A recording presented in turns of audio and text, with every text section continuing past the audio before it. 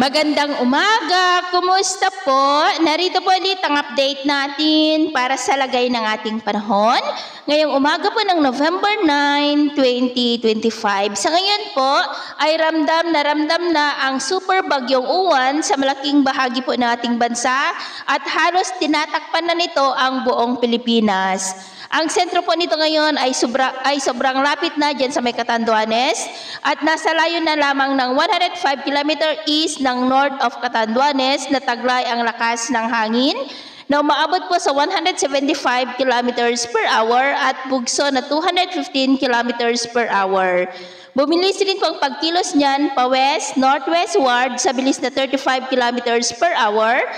Mamayang gabi po, posibleng magsimula na yan na tawirin ang mainland Luzon mula Aurora at mag-exit dyan sa may Pangasinan o La Union. Kaya paghandaan po natin ang wind signal number 5 dahil inaasahan pa yan na lalakas bago tatama sa kalupaan sa susunod na mga oras at tatawirin po ang kalupaan sa pagitan ng Northern Luzon at Central Luzon.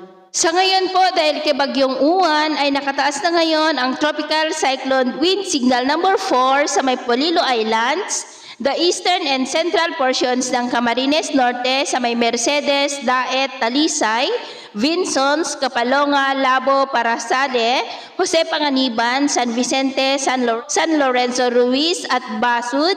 Ganon din po sa eastern portion ng Camarines Sur sa may Sagnay, Tigaon, Goa, Calabanga, Tinambak, Siruma, Lagonoy, Garchi, Torena, San Jose, Presentacion, Karamuan, Kabusaw, ganon din po sa may Catanduanes and the eastern portion po ng Albay sa may Rapu-Rapu, Bakakay, City of Tabaco, Malilipot, Malinaw at Tiwi.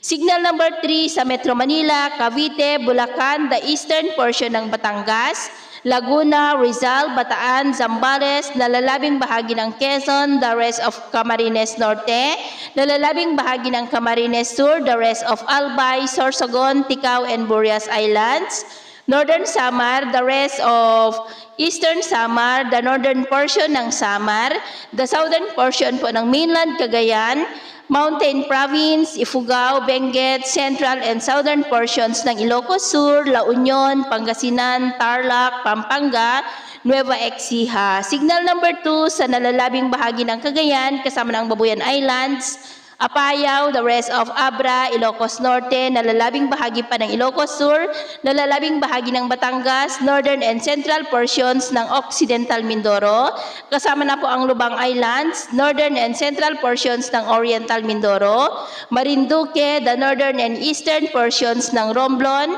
nalalabing bahagi pa po ng Masbate, Bantayan and Camotes Island, the northern portions ng Negros Oriental, Guimaras, Iloilo, Capiz, Aklan, Antique, Dinagat Island, Surigao del Norte, and the northern portion po ng Agusan del Norte, and the northern portion po ng Agusan del Sur. Sa mga nabanggit po na lugar, mag-iingat po tayo dahil mataas ang tsansa ng mga pagbaha at pagguho ng lupa, dulot po ng papalapit na napakalakas na Bagyong Uwan. At sa atin man pong mga baybayin, dahil pa rin sa bagyo ay pinagbabawal na po ang papalaot sa lahat ng klase ng sasakyang pandagat sa buong seaboard ng silangan ng ating bansa dahil ang mga alon po dyan ay aabot hanggang sa 4.5 to 14 meters height.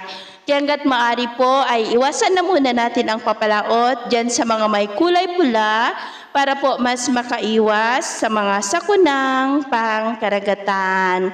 So, ito po lang latest update natin sa araw na ito. At ako po muli si James na nagsasabing sa kahit anong pagsubok po na darating sa ating buhay, huwag na huwag po tayong mawawalan ng pag-asa. Thank you and God bless!